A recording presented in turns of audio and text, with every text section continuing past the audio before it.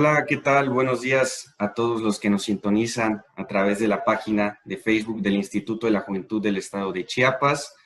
Queremos agradecerles por acompañarnos el día de hoy en esta conferencia magistral. También queremos agradecer a los chicos del Centro de Internamiento Especializado para Adolescentes de Villacrisol y Zona Costa, quienes también nos están sintonizando, así como a nuestros enlaces municipales de juventud en el Estado y también a nuestros compañeros y amigos de la delegación de la Secretaría de Relaciones Exteriores en Chiapas. Agradecerles a todos y sin más preámbulo quisiera darles como primer punto de orden del día un mensaje de la maestra Getsemaní Moreno Martínez, la directora general del Instituto de la Juventud del Estado de Chiapas, quien tiene un mensaje para ustedes. Muy buenos días tengan todas y todos, adolescencias y juventudes del hermoso estado de Chiapas. El día de hoy estamos concluyendo la semana de motivación y emprendimiento y qué mejor con una conferencia magistral a cargo de Farid Dieck, quien nos va a hablar sobre construyendo un sentido. Él, como es referencia de todas nuestras adolescencias y juventudes, nos va a decir cómo podemos nosotros afrontar los obstáculos que día a día tenemos y cómo aprovechar de mejor manera esas piedritas que se nos van acumulando a veces en el camino. Y no dejes de sintonizarnos porque terminando esta conferencia vamos a tener también una segunda para concluir el día de hoy referente a cómo reinventar tu emprendimiento digital. Así que no te pierdas lo que vamos a tener el día de hoy, son ponentes de calidad y qué mejor ahora que vamos a empezar con Farid Dieck. Amigo, estos micrófonos, este espacio es tuyo. Muchas gracias a la maestra Getsemaní Moreno por el mensaje. Procederemos como segundo punto del orden del día, la semblanza de Farid Dieck Kataz. Farid Dieck es un escritor creativo y conferencista originario de Monterrey, Nuevo León. Es cofundador de la agencia creativa Por Ciento, dedicada a la creación de contenidos digitales. A Farid le apasiona la filosofía, la psicología y el arte en diversas expresiones como lo son la música y la poesía. Como reflejo de esto, su primera carrera fue una ingeniería en producción musical por el TEC de Monterrey y actualmente se encuentra estudiando una licenciatura en psicología por la UNAM, así como una maestría en salud mental, clínica psicoanalítica por la Universidad de León de España. Farid también ha estudiado filosofía moral y ciencias de la felicidad mediante diplomados impartidos por las universidades de Yale y Berkeley, respectivamente. Hoy Farid cuenta con más de 4 millones de seguidores en sus diferentes redes sociales y ha logrado presentarse como conferencista en más de 10 países en América y Europa, transmitiendo su mensaje a personas de todas las edades. Pues agradecemos mucho la colaboración de Farid, que hoy, el día de hoy nos acompaña, y quisiera ahora cederle la palabra a nuestro ponente. Adelante. Muchísimas gracias por las palabras, por el recibimiento. Gracias a todas las personas que están el día de hoy conectados, por su tiempo. Espero que esta conferencia la encuentren útil y trascendente en sus vidas. Mi propósito con esta charla no es dar respuestas en sí, sino mejores preguntas. No creo que existan respuestas generales, sino más bien creo que existen preguntas generales por medio de las cuales uno llega a respuestas particulares. Lo que voy a compartirles en esta charla es un poco de mi proceso, algunas experiencias que viví, junto con algunas lecciones que saqué de estas mismas, cómo fui construyéndole un sentido a estas cosas que fui viviendo. Insisto, con la única finalidad de que quizás puedas adoptar algunos de estos cuestionamientos que te voy a compartir, algunas de estas preguntas, herramientas, y que quizá puedas adaptarlas a tus circunstancias. Hace unos cuantos años, como alrededor de 7 años, me encontraba en un museo en una ciudad en Estados Unidos, en Seattle, y de pronto volteé a un cuarto y veo una caja de madera que se estaba exponiendo en un cuarto, ¿no? Y esta caja de madera emitía un sonido de clavos, de serruchos, de martillos, etc. Y para serles muy sincero, la caja no tenía nada especial, era literalmente, imagínense, una caja de madera que cualquiera de nosotros pudiera construir. Y esa misma como simplicidad me hizo a mí, bueno, me llamó la atención y quería ver por qué es que esta obra se estaba exponiendo en un museo de arte, ¿verdad? ¿Qué tiene de especial? Y cuando estaba ya enfrente de la obra de arte y leí el nombre de la obra y el propósito del artista, quedé bastante asombrado. El nombre de la obra se llama Una caja con el sonido de su propia creación, y el propósito del artista no era otro más que el demostrar que la verdadera belleza de esta caja de madera no estaba en lo que veías por fuera, en lo superficial, sino que la verdadera belleza de esta caja de madera estaba en su proceso de creación. Entonces, los sonidos que emitía de clavos, de serruchos, de martillos y demás, eran los sonidos de cuando esta caja se estaba construyendo. Y eso era lo que estaba emitiendo. Y ahí es donde radicaba la verdadera belleza de esta obra. Entonces, así mismo, en esta charla les voy a compartir precisamente eso, ¿no? El proceso de creación. Mucha gente, yo te puedo ver, bueno, a lo mejor aquí muchos tienen la cámara apagada, pero ustedes me ven, por ejemplo, aquí, ¿no?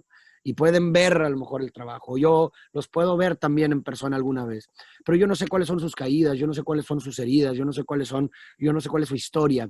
Y ahí es donde está tu verdadera belleza, en tu historia, ¿no? Porque eso finalmente es de las cosas que hemos venido a hacer en este mundo. Yo soy el menor de 5 hombres. Imagínense, pobre mi madre, 5 peladotes.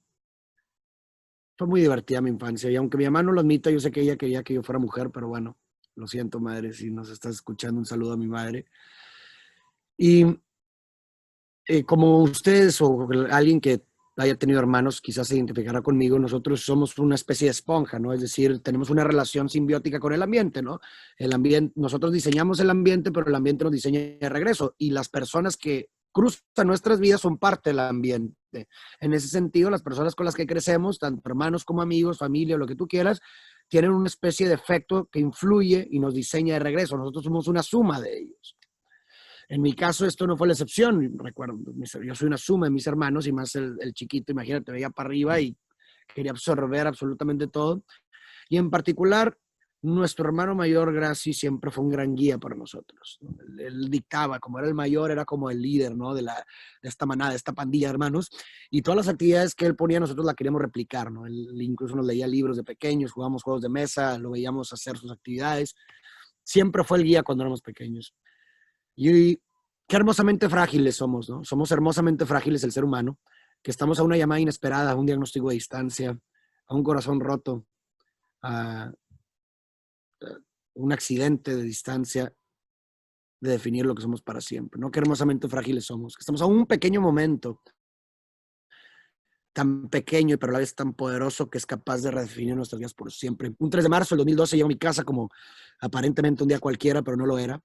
El haber crecido en una familia de puros hombres, digo, obviamente no es que tenga que ser así, pero bueno, quizás nos tocó o me tocó un ambiente muy, como pues pocas veces he visto llorar a mis hermanos, pocas veces he visto llorar a mi papá, 2 veces lo he visto llorar en toda mi vida y una fue ese día. Y pues que el hecho de que me recibiera uno de mis hermanos llorando, automáticamente producía en mí una, una pues una ansiedad, una preocupación, un nerviosismo, porque naturalmente pensé que algo malo había pasado. Llego, me dice que lo acompañe al cuarto de mis padres, lo acompaño, el nerviosismo, la ansiedad se hacen presentes, insisto. Y ya cuando estábamos en el cuarto de mis padres, me percato de la siguiente escena que se ha quedado como una fotografía permanente en mi cabeza, que es que me encuentro a mi papá acostado, como si estuviera dormido, pero no lo estaba en un estado de shock. Al otro lado veo a mi madre sentada en un estado de profunda tristeza y al lado de ella un teléfono. Ella estaba esperando una llamada. Y al lado de la cama, en un sofá, veo a mis 3 hermanos, a Samuel, Mauricio y Rachid, los 3 cabizbajos, tocándose con las manos el rostro. Y justo cuando me percato de esa escena, suena el teléfono que mi mamá estaba esperando. Y no bastaron ni 5 segundos para que mi mamá tirara el teléfono al suelo y ella cayera paralelamente al suelo en un estado de más profundo de tristeza al recibir la noticia de que su primogénito, nuestro hermano mayor, había muerto en un accidente.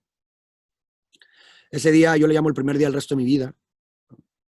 La identidad de una persona está sujeta, o más bien el cambio de una persona está sujeta al contraste de las experiencias que viva.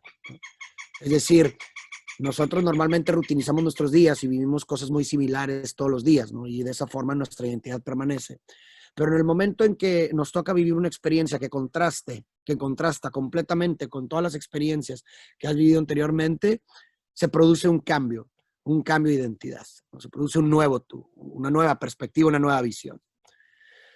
Y eso es lo que a mí me pasó con ese suceso, ¿no? El vivir algo tan contrastante, algo inimaginable, algo insoportablemente doloroso, produce en mí una nueva identidad, un nuevo yo, una nueva visión, una nueva filosofía. Y una primera realización, un primer cuestionamiento que tuve al vivir la muerte de mi hermano fue un cuestionamiento sobre la muerte. El ser humano somos prácticamente la única especie en el planeta consciente de que se va a morir, consciente de que es temporal. Y la muerte puede ser horrible o terriblemente bella, dependiendo de cómo uno lo decida mirar, ¿no? Puede ser horrible en el sentido de que saber que todas las personas que amas morirán y que tú también morirás y que tu tiempo es limitado aquí aterra. La incertidumbre aterra, queremos siempre estar en control y el hecho de no saber qué hay más allá puede aterrar.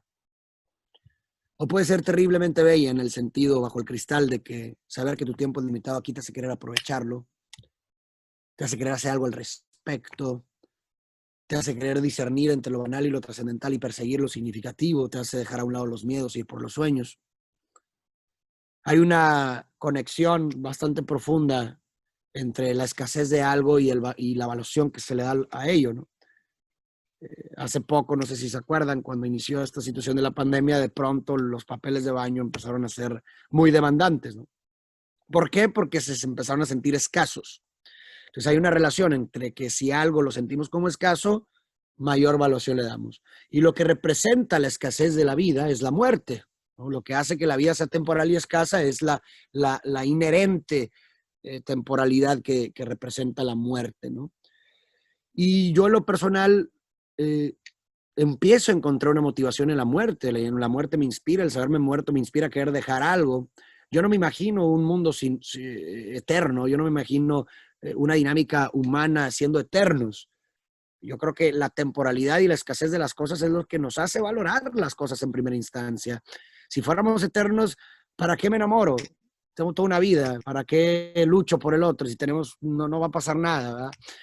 ¿Para qué voy por mis sueños si tengo toda una vida para ir, una eternidad para hacer lo que se me dé la gana, ¿verdad? O sea, creo que la muerte nos da finalmente sentido, o nos hace crearle un sentido a la vida. Y la verdad también, por otro lado, es algo que nadie de nosotros va a escapar. Creo que todos y cada uno de nosotros tenemos ese mismo destino, que es la muerte. No hay nada que podamos hacer al respecto. Vamos a morir todos. Por más que queramos renegarla, por más que queramos evadirla, porque siempre digo eso, ¿no? Yo siempre digo que la muerte son de esas cosas que sabemos, pero que no sabemos que sabemos. ¿Por qué? Porque vivimos como si fuéramos eternos. Vivimos como si después podemos procurar a los seres queridos, a los abuelos, a los padres, a los hermanos, a los amigos, como si después, ¿no? O vivimos como si después podemos hacer eso que tanto queremos hacer después. ¿Quién te asegura que vas a vivir después? Y entonces empiezo a encontrar esta motivación en la muerte, en mi propia mortandad. Y de hecho incluso hay una filosofía estoica muy, muy interesante, que esto es algo que no es nuevo, ¿verdad? O sea, esto es algo que pensadores hace miles de años ya contemplaban y ya pensaban en las tradiciones romanas, cuando un emperador o un general regresaba de una conquista, de una batalla de forma victoriosa, lo recibían con unos desfiles en la ciudad de Roma, y la gente salía y los tumultos y los alababan y lo que tú quieras, ¿no? Y en estos desfiles, justo detrás del general victorioso, mandaban a colocar un esclavo con una única función, un único propósito: decirle al general victorioso memento mori, que significa recuerda que morirás. Y la función precisamente de este esclavo era recordarle al general lo efímero de la existencia y de la alabanza y del poder.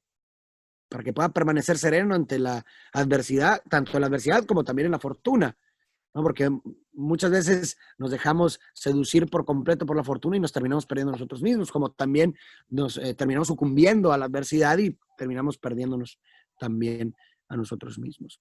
Esa fue una primera cuestionamiento, una primera realización que tuve. Posteriormente, ese suceso, pues bueno, es evidente no ver a los padres sufrir. Regresaba a mi casa, yo tenía 18 años en ese entonces. Regresaba a mi casa y era inevitable, y no les digo que hasta la fecha, más bien, sí, no les digo que hasta la fecha no lo siga haciendo. Creo que es inexplicable, es inatravesable el sentir de un padre o una madre que pierden un hijo.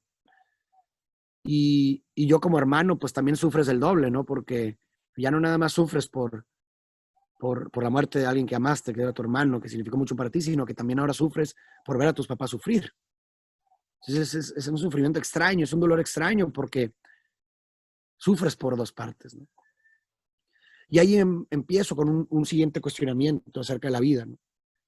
Que es si el sufrimiento es inevitable, ¿no? ¿El sufrimiento es inevitable? Es una segunda pregunta que me realicé, y con mucha introspección y mucha contemplación y lectura y demás, pues llego a la premisa, ¿verdad? Que en lo personal creo que el sufrimiento no es inevitable, creo que la vida es sufrimiento, el sufrimiento, la adversidad es inevitable. Digo, basta con que miremos la situación actual que estamos viviendo para ver que nadie escapa del sufrimiento, ¿verdad?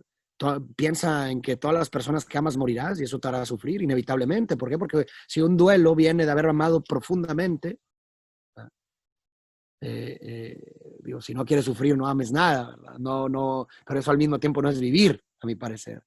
Y aún así, aunque el duelo y el sufrimiento, por ejemplo, sean consecuencia de haber amado, de haber vivido y lo que tú quieras, aún así no quisiera amar un poco menos, aún así no quisiera vivir un poco menos. Y pónganse a pensar, digo, la palabra funge muchas veces como una herramienta, un instrumento para descargar un sentir. Cuando nosotros somos capaces de poner en palabras nuestro sentir, el sentir se descarga y sentimos este desahogo, ¿no? La palabra, como decía Lacan, un gran psicoanalista, la palabra mata la cosa. Cuando somos capaces de articular en palabras un sentir o alguna situación, entonces somos capaces de desahogarla. Creo que alguna vez les ha pasado a ustedes, ¿no? Cuando tenemos alguna conversación con un amigo, un familiar, en donde estamos descargando el sentir de una situación que vivimos, de pronto que decimos, wow, me siento mucho mejor, ¿no? Lo desahogué. Ahora imagínense cómo lo haces para descargar un sentir en el que no existe una palabra para descargarse. No existe una palabra que describa a un papá o una mamá cuyo hijo ha muerto. No existe. Existe el viudo, existe el huérfano, pero no hay. ¿Cómo se le llama a un padre o una madre cuyo hijo ha muerto? Yo creo que la convención social encargada de inventar las palabras no quiso meterse en ese terreno.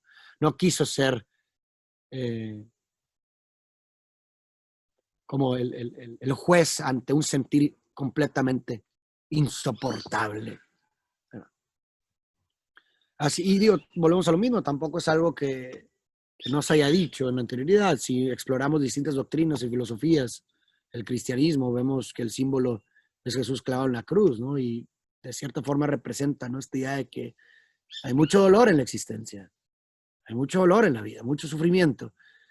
La primera verdad noble del budismo precisamente es esa también, ¿no? La vida es sufrimiento. Y el camino a la felicidad empieza con la aceptación de esa verdad. ¿Y qué nos queda, a mi parecer, ante esta realidad? Nos quedan dos opciones, creo yo, muy simplificadas.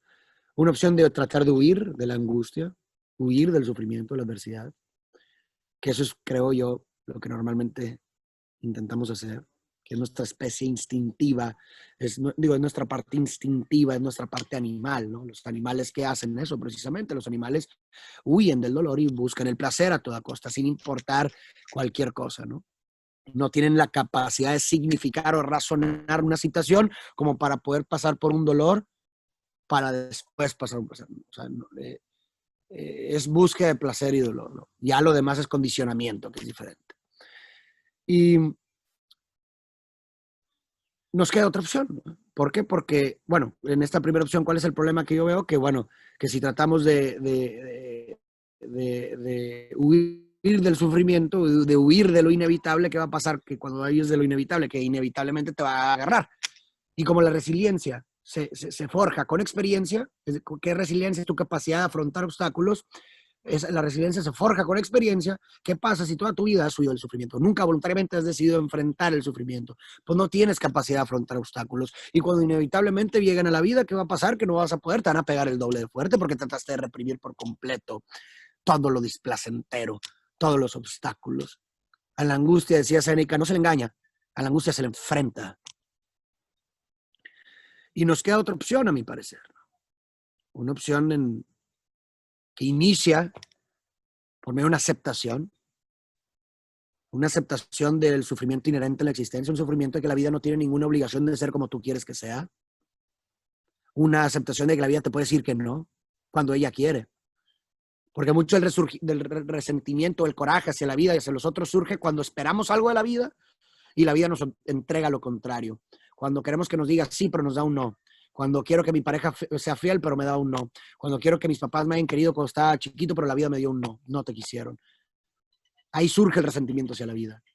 Y creo que la aceptación inicia, ¿no? Cuando podemos estar en paz con la palabra no. Con que la vida nos puede decir que no, cuando ella quiera. Y muchas veces esta aceptación es un acto radical. ¿Cuándo es un acto radical la aceptación? Cuando se acepta lo insoportablemente doloroso. Como por ejemplo lo que habíamos hablado, la muerte de un hijo. Eso es algo insoportablemente doloroso. Pero cuando tú decides aceptar el hecho de que se ha ido, de que ha muerto, es un acto radical. Porque, insisto, aceptas lo insoportablemente doloroso. Y no se trata de aceptarlo porque la vida apesta, o no se trata de aceptarlo de una forma pasiva, porque muchas veces se confunde aceptación con pasividad, de decir, bueno, pues acepto esto, entonces significa que ya no hago nada al respecto porque así es. No, lo que se trata de aceptar es que te pone en una mejor posición para entonces darle una oportunidad a lo que sea que sigue. Y como dijo Víctor Frank, cuando te encuentras en una situación que no puedes cambiar, entonces te encuentras con la obligación de cambiarte a ti mismo. Eso es aceptación.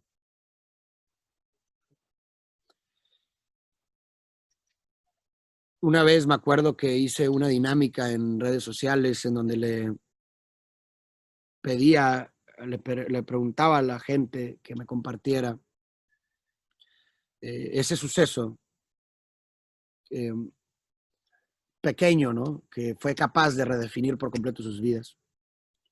Y recibí un montón de mensajes, de historias. Y recuerdo que todas tenían algo en común, ¿no? Decían como, o sea, el mecanismo de lo que, o la estructura de lo que estaban compartiendo consistía en que compartían el suceso y luego compartían un pero.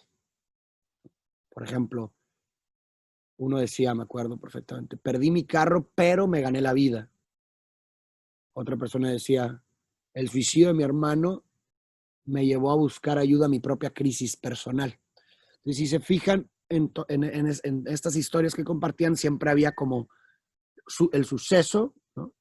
Y posteriormente una significación. Suicidio de mi hermano, ¿qué pasó? ¿Qué hizo? Me llevó a buscar ayuda a mi propia crisis personal.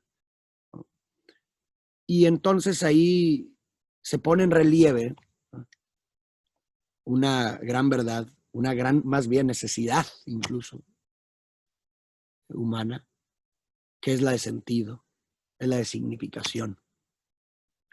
Decía Víctor Frankl que la vida nunca se vuelve insoportable por lo que uno viva, sino solamente por la falta de significado de lo que uno vive. Como seres humanos, somos seres que nos atravesó la palabra, somos seres que pensantes, razonamos, significamos, creamos ficciones, creamos narrativas. Yo tengo una narrativa de mí y que he construido y que digo, bueno, Farides, pues soy así, soy asá, he vivido esto y más. Todo eso es una narrativa que solamente es posible porque fuimos atravesados por la palabra, por el lenguaje, ¿no? porque nos comunicamos, es parte de, de nuestra especie, ¿no? ¿Y qué pasa con el lenguaje? ¿Qué pasa con estas narrativas que hacen que pervirtamos por completo nuestro instinto?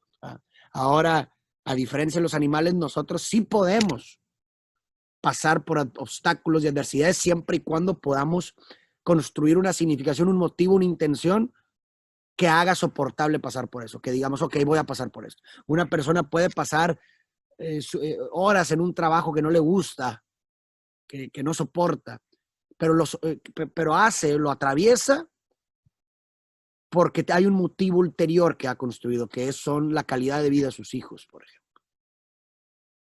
Entonces nosotros tenemos la capacidad de crear motivos o darle valor a cosas que nos ayudan finalmente a hacer atravesable el dolor, la adversidad.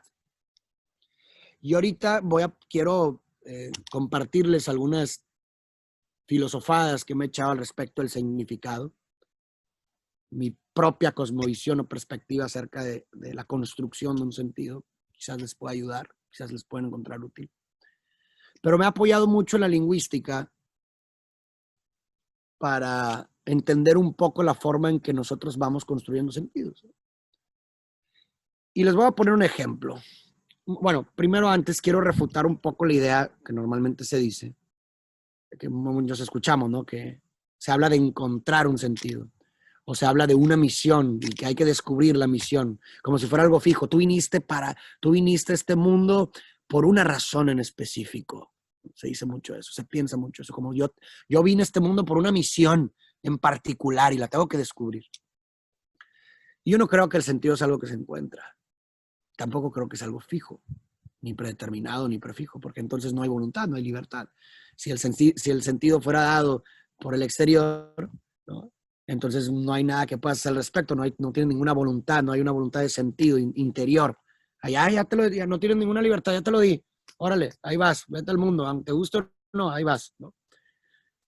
Yo no creo que el sentido se encuentre ni que esté fijo, yo creo que el sentido se construye y está en movimiento. Es todo lo contrario. Se construye y está en constante movimiento.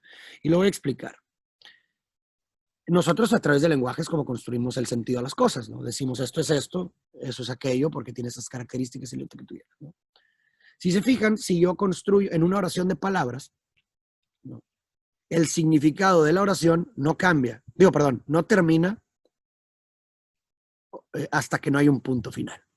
Es decir, yo te puedo decir, oye, te quiero, pero cambia por completo. Digo, te quiero decir, ¿verdad?, que mañana voy a ir, ¿no? Y cada palabra nueva que le agrego a la oración cambia por completo la narrativa del pasado. En ese sentido, la significación siempre se da en retroacción. El significado de una oración de palabras es al revés. En ese sentido, la significación de la vida es al revés.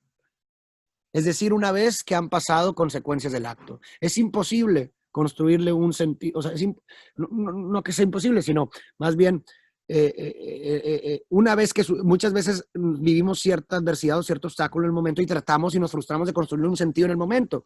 Y como no somos capaces de a lo mejor en el momento encontrar una buena significación o construir una buena significación, nos frustramos, ¿no? Porque queremos incesantemente tener que construir un sentido en el momento, ¿verdad? Pero entendiendo esta forma en la que se construye la significación en una oración de palabras, podemos entender que la significación del suceso que vive hoy va a estar en constante movimiento y va a depender de las nuevas cosas que viva, porque las experiencias son como las palabras. Entre más experiencias viva y meta a mi vida, más voy a resignificar el pasado. Entonces, en ese sentido, el pasado siempre está sujeto a la resignificación del hoy, de lo que viva hoy y de lo que viva mañana. El pasado sí se puede cambiar.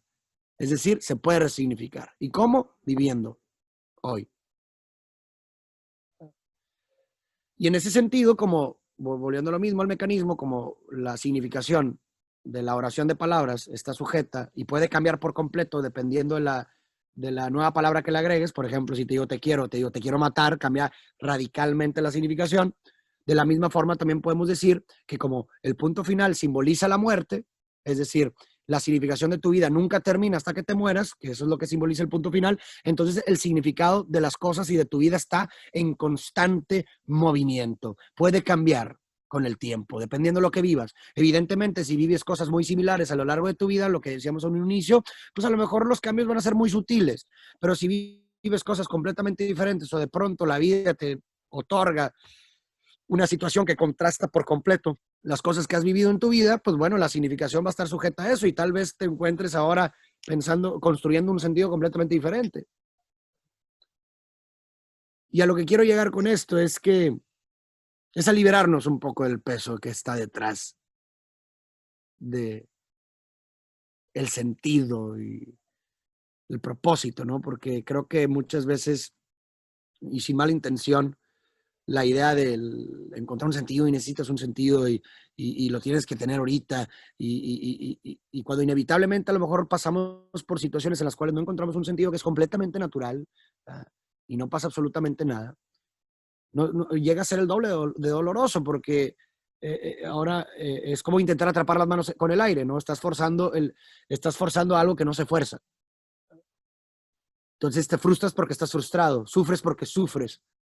En lugar de permitirte sentir y decir, oye, liberarte ese peso y decir, yo sé que a lo mejor ahorita no puedo construir un sentido a lo que estoy viviendo, pero sé que conforme viva nuevas cosas, voy a ser capaz de resignificar el pasado. Hay un proverbio africano que me gusta mucho que se llama Sankofa, que se simboliza con una imagen de un ave. Imagínense un ave que está mirando hacia atrás y está capturando un huevo. Y lo que quieren, lo que significa Sankofa es que no está mal regresar por aquello que has olvidado. Y lo que trata de enseñar este proverbio es que no está mal regresar al pasado siempre por las lecciones, no está mal regresar al pasado por las lecciones, ¿eh?, que has olvidado, siempre y cuando te ayuden a seguir caminando. Y esa es una forma también de significar el pasado. Es una forma de significar lo que uno vive.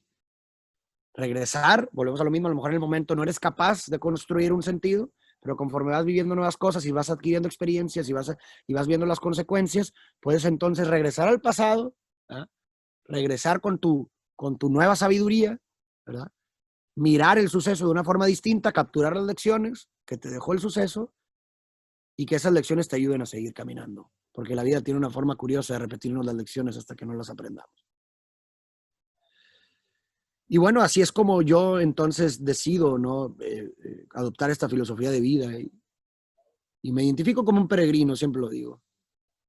Porque cuando hablamos de destinos o cuando hablamos de cosas fijas, ¿no?, hablamos de cierta forma de destinos. Y entonces hablamos al mismo tiempo de un viajero, como que si esta vida, y de hecho hay frasecitas, ¿no?, que dicen eso, que la vida es un viaje. Y sí, lo entiendo porque pues prácticamente así vivimos, ¿no? Estamos en primaria y ya queremos estar en secundaria. Estamos en secundaria y ya queremos estar en preparatoria. Estamos en preparatoria y ya queremos estar en universidad. Y así vamos, ¿no? Queriendo ir de destino como viajeros, preparándonos siempre para vivir, pero se nos olvida vivir, ¿no? Porque de pronto llegamos a ese punto que creíamos que era el que teníamos que llegar, ¿no? A los 65 años, ahora sí, para disfrutar mi vida y te das cuenta que no tienes energía y que la vida fue eso que pasó, fue el camino. Y por eso yo me identifico mucho con un peregrino. Un peregrino no viaja a un destino en particular. Tiene sus objetivos, tiene cierta dirección, los objetivos le sirven para darle dirección, pero el camino lo construye al andar. El camino lo construye al andar. Y el camino es su vida. El camino la vida del peregrino es el camino, no el destino. Los destinos son efímeros, el camino es eterno. Entonces, pues bueno, como bien decíamos en este apartado, pues la vida tal vez no nos va a dar la oportunidad de evadir el sufrimiento, pero la vida sí nos da la oportunidad de encontrar cosas a las cuales les damos valor, cosas significativas por las cuales podemos tolerar todo el sufrimiento que nos lance. Y en ese sentido, entonces el propósito o el sentido se vuelve interior, ya no es exterior. Tú decides a qué le das valor. Tú le das valor a las cosas. Tú le construyes significado a las cosas. Yo en lo personal le he construido un sentido a mi vida a través de la escritura, de la filosofía. Encontré mucho confort en la filosofía, en el desarrollo del pensamiento, en la lectura, en el arte, en la poesía, en la psicología, en la escritura. Esas son las cosas por las que yo creo que vale la pena morir en mi situación particular. Esas son las cosas que le dan sentido a mi vida. Y entonces, posteriormente a eso, obviamente también que sirva todo esto como instrumentos de cambios positivos en el mundo. Creo que la narrativa o la ilusión que yo me creo para darle sentido a mi vida o darle sentido al sinsentido es dejar este mundo mejor que como lo encontré, para que de cierta forma me crea, insisto, me crea esta ilusión de que valió la pena mi existencia aquí.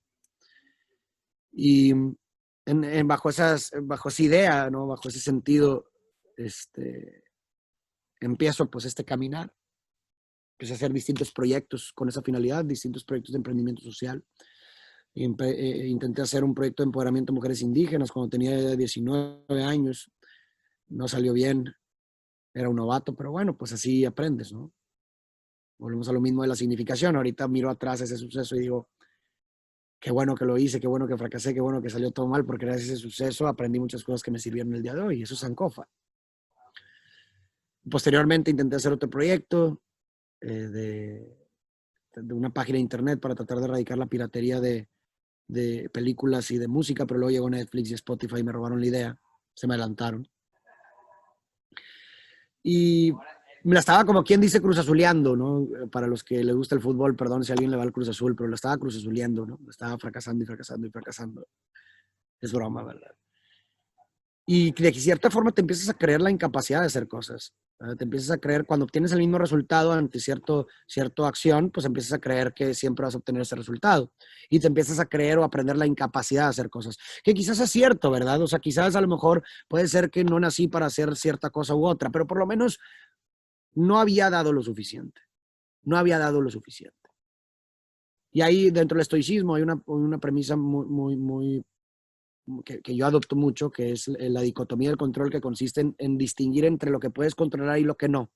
Porque muchas veces, a lo mejor puede sonar algo muy fácil, pues sí, discernir lo que puedo controlar y lo que no, pues que es fácil saber lo que puedes controlar. Pero aún y cuando suena muy fácil de discernir, te sorprenderías la cantidad de gente que dice cosas que cree que puede controlar, pero realmente no las puede controlar.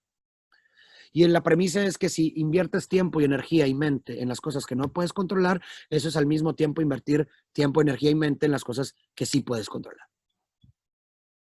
Y nada quita más energía que luchar contra lo incontrolable. No puedes controlar el resultado final de las cosas. Yo no puedo controlar tu opinión de mí.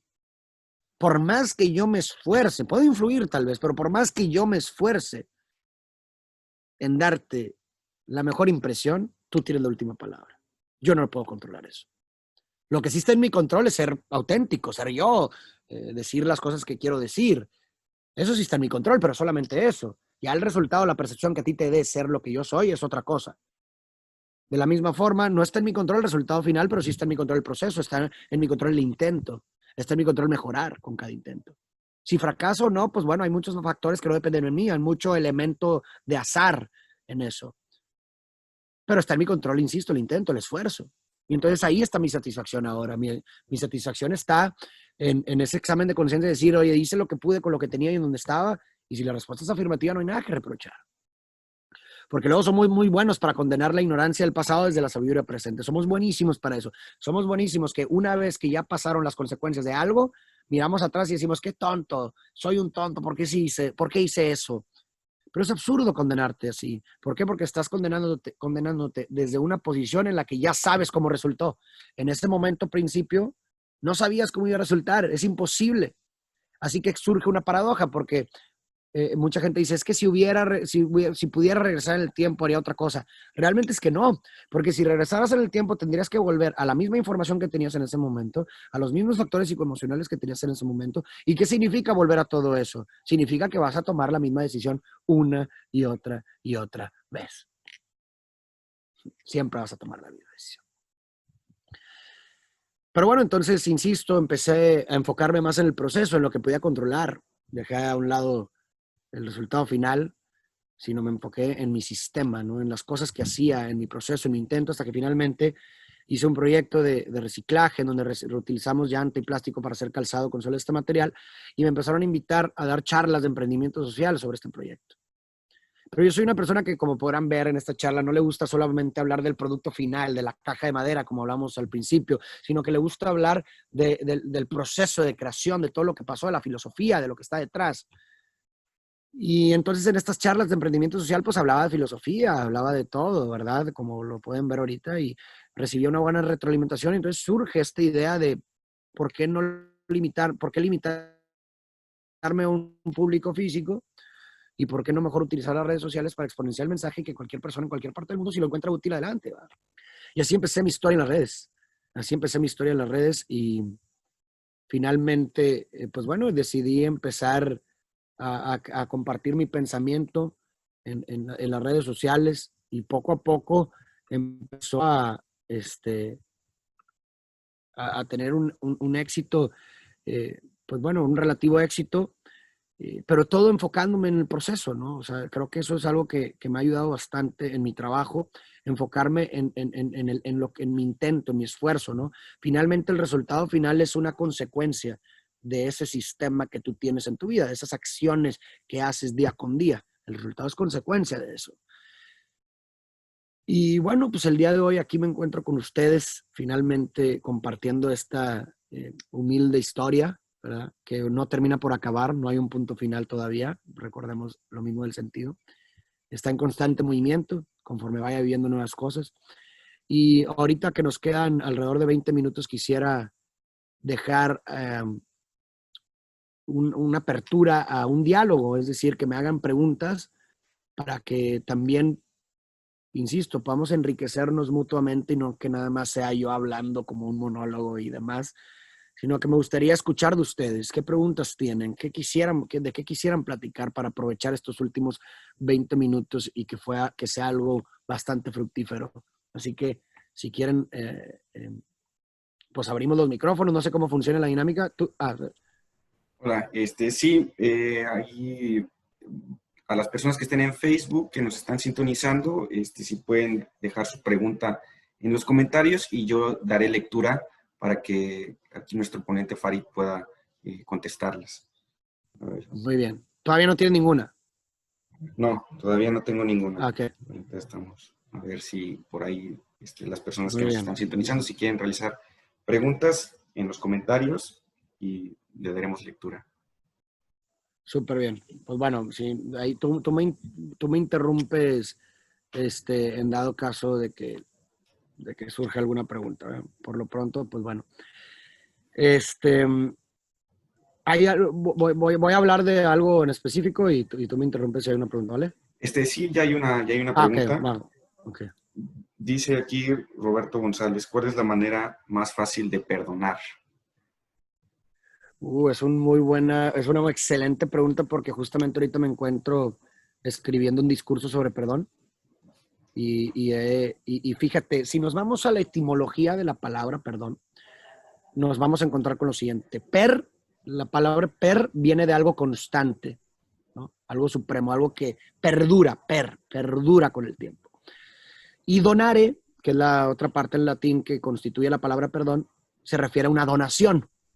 Es decir, algo gratuito. Una donación se da sin esperar nada a cambio. Es una donación. No necesito nada de ti para otorgarte esto. Entonces, en ese sentido, pudiéramos decir que el perdón, en sentido estricto de la palabra, se refiere a algo incondicional, o sea, algo que se otorga gratis por la parte de la donación, y algo sin vigencia, algo infinito, que es la parte de la perduración. Es algo imprescriptible. No podemos decir, oye, ¿sabes qué? Te perdono ahorita, pero, ¿sabes qué? En 2 semanas ya no te perdono. Ya se me quitó esto. Entonces no sería perdón. Entonces, bajo esta definición estricta del perdón, nos podemos dar cuenta que muchas veces abusamos, o si acaso es la palabra más abusada que pudiera existir, ¿no? ¿Por qué? Porque pensamos que estamos perdonando o por ejemplo, nos esperamos a perdonar cuando la otra persona se arrepiente. O sea, es decir, decimos, no voy a perdonar hasta que la otra persona se arrepiente y muestre una conciencia de su falta. Pero ahí estamos atentando contra la definición estricta del perdón. ¿Por qué? Porque estás poniendo una transacción, hay una condición del otro. Es decir, te otorgo el perdón siempre y cuando te arrepientas de tu falta.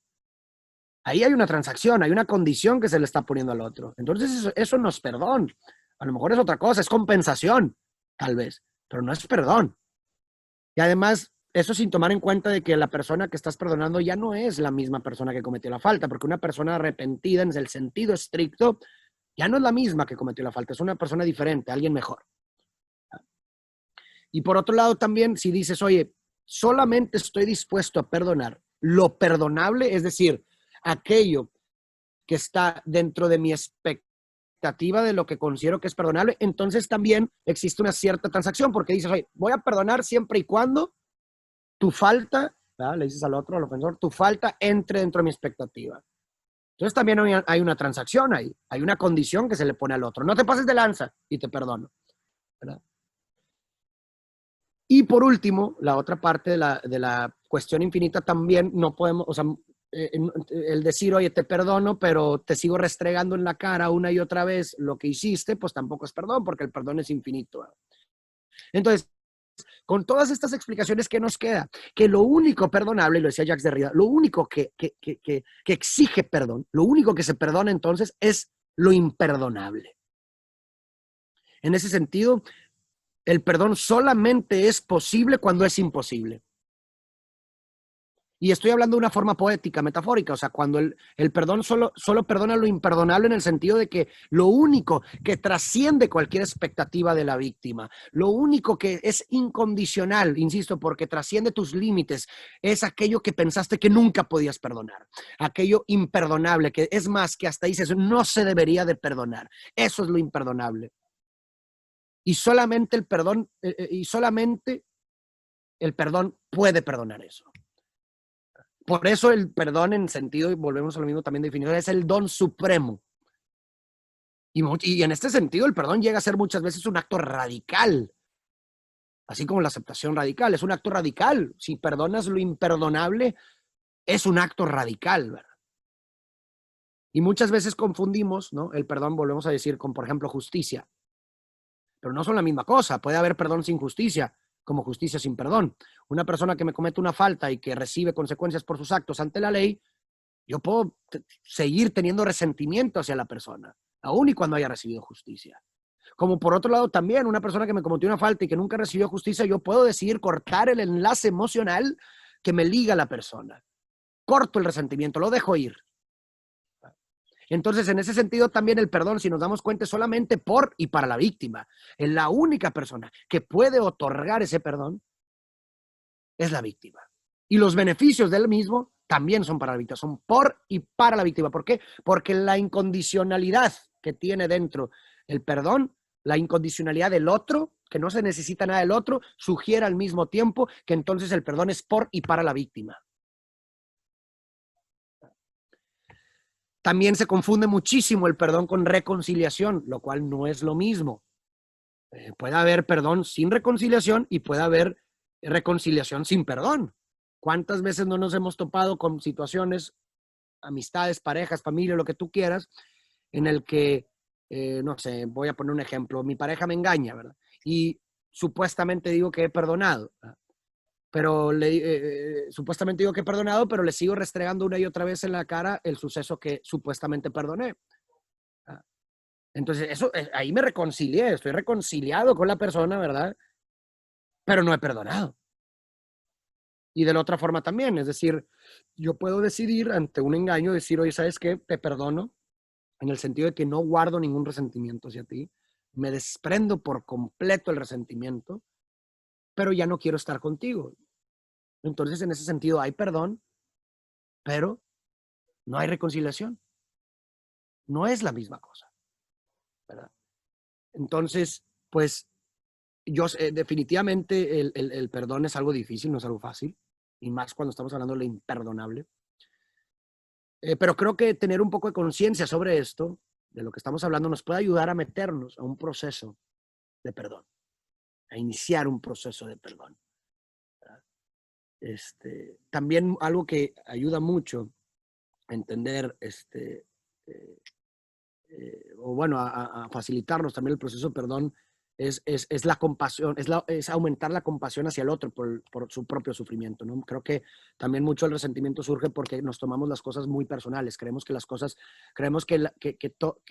la razón principal de todo lo que está sucediendo eres tú mismo, ¿no? Y no te lo explicas. Pero hay que entender que las personas estamos sujetas a muchos instintos inconscientes, a muchas vivencias inconscientes, que por azar, por contexto, por gen, lo que tú quieras, influyen en nuestro diario actuar, ¿no? Entonces, una persona que a lo mejor te hizo una falta, realmente esa falta está movida por un dolor inmenso que está detrás y que incluso puede ser incluso inconsciente para la misma persona ofensora, ¿no? Entonces creo que cuando logramos entender eso, que muchas veces no se trata de ti en sí lo que está sucediendo, sino de todo el dolor y el sufrimiento que está detrás de la persona o de la perpetrador, creo que nos hace desapegarnos un poquito de esta idea de tomarnos las cosas personales y nos pone en una mejor posición para entonces perdonar. Hay una analogía que me encanta que dice, oye, si yo te aviento una roca, ¿con quién te vas a enojar? ¿Conmigo o con la roca? Pues la mayoría, todo el mundo te diría, pues contigo, porque tú lanzaste la roca es un objeto inamovible, inanimado, tú la lanzaste. Pero al mismo tiempo yo te diría, bueno, entonces en ese sentido, ¿por qué no te enojas con mi dolor? Si el dolor y mi sufrimiento finalmente condujeron a que yo hiciera una falta o que una persona hiciera una falta. En ese sentido, digo, es simplemente una analogía, ¿verdad? Que para fines prácticos, pues ayuda a aumentar la compasión hacia el otro por su propio sufrimiento. Pero volvemos a lo mismo, nomás así para recapitular un poco todo lo que hemos dicho. El perdón solo perdona lo imperdonable. El perdón puede ser un acto radical. El perdón no quiere decir condonar o aprobar lo que te hicieron, ni estar de acuerdo, de que, pues sí, perdonar y aceptar significa que entonces estoy de acuerdo con lo que me hicieron. Para nada. Perdonar es por y para la víctima solamente. Perdonar perdonar al mismo tiempo también es aumentar la compasión hacia el otro por su propio sufrimiento. Y ¿qué más? Y perdonar no es igual a reconciliación, no quiere decir reconciliación, no quiere decir que si perdonas te tienes que reconciliar con la otra persona, para nada, son dos cosas diferentes, como tampoco es justicia, no quiere decir justicia.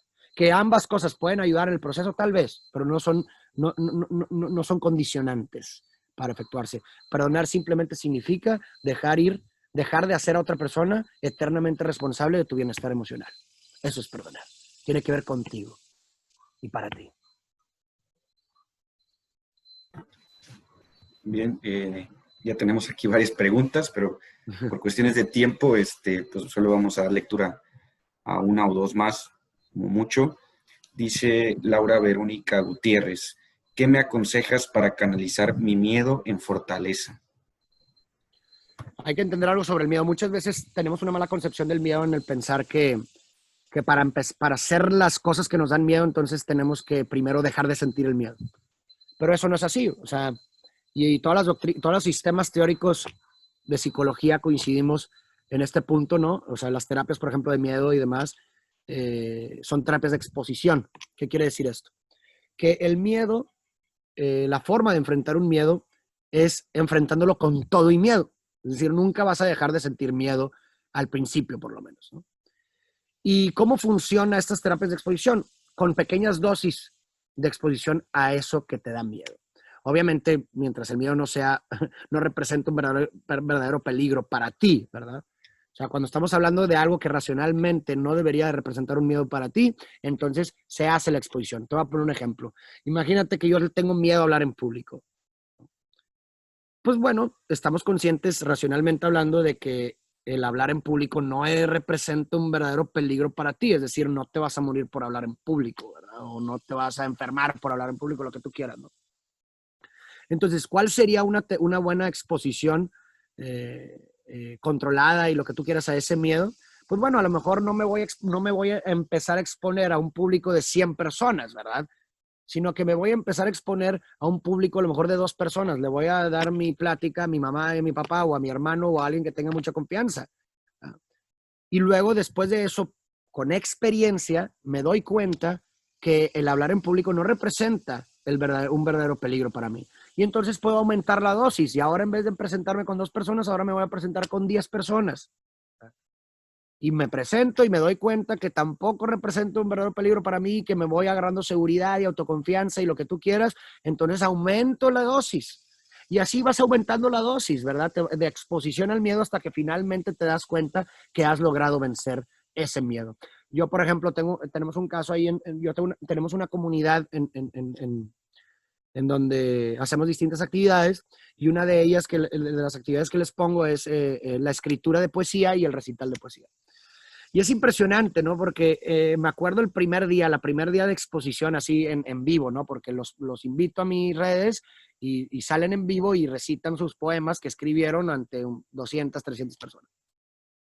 Y es muy interesante porque yo estando viendo todo eso y analizando y observando, me doy cuenta de toda la transformación que han tenido, ¿no? Porque muchas personas, la primera vez que se expusieron a recitar su poesía, era la primera vez que tanto escribían como tanto que hablaban en público. Y que estaban nerviosísimas, no te puedo explicar, ¿no? Nerviosísimas, de que no, Farid, me da mucho nervio, bla, bla, bla, de que no sé si pueda, no lo voy a hacer, ¿verdad? Y es impresionante la transformación que ha pasado desde aquella primera vez hasta ahorita que llevamos ya como un par de meses con esa dinámica. Y hasta ves esa persona que estaba increíblemente nerviosa y miedosa al principio, ahorita ves, mira, desenvuelta, dueña del escenario y lo que tú quieres. ¿Y por qué? Pues es precisamente por lo que estamos hablando, porque el miedo se combate con experiencia, con pequeñas dosis de exposición al miedo. Así es como yo, bueno, es lo que te sugeriría. Gracias. Daremos una pregunta más. Dice aquí Melissa Mayorga. Hola Farid, una vez escuché que a veces tenemos diferentes propósitos en la vida, como hijos, hermanos, estudiantes, etcétera. En donde estamos, pero ¿a qué se refieren todos los libros que hablan de la misión o propósito de tu vida? Que de lo que hablabas que está en movimiento, ¿será lo que te apasiona de lo que muchos libros hablan o para lo que realmente eres bueno? Sí, sí. Pues volvemos a lo mismo. Yo no creo en lo personal que exista algo fijo.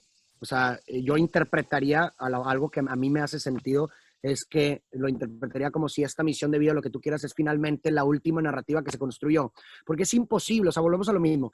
Lo único constante es el cambio. Lo único constante es el cambio. Y yo no, digo, basta con que cada uno de nosotros miremos en retrospectiva nuestra vida para ver cómo hemos cambiado a lo largo de los años. Yo es más, yo me veo hace un mes y no soy la misma persona que soy hoy. Volviendo a lo mismo, conforme nuevas experiencias viva y conforme nueva información meta a mi cabeza, voy a ser una persona diferente. Y entre más contraste la información, voy a ser más diferente aún. Entonces, ¿cómo puedes pensar bajo esa lógica?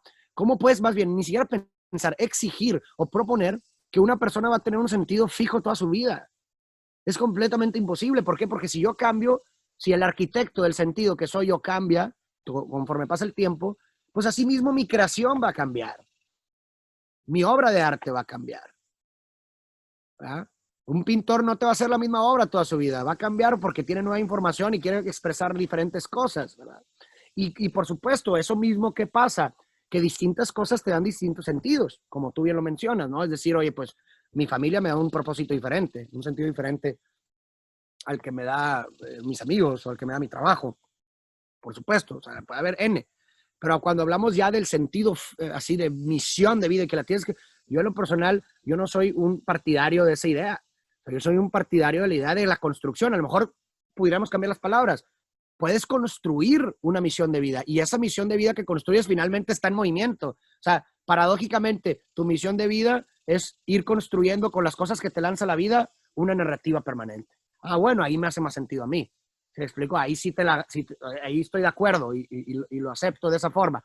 Pero ver esa idea de la misión de vida como algo permanente, algo fijo, algo que es solamente esto y que no puede cambiar, yo en lo personal con esa interpretación no estoy de acuerdo.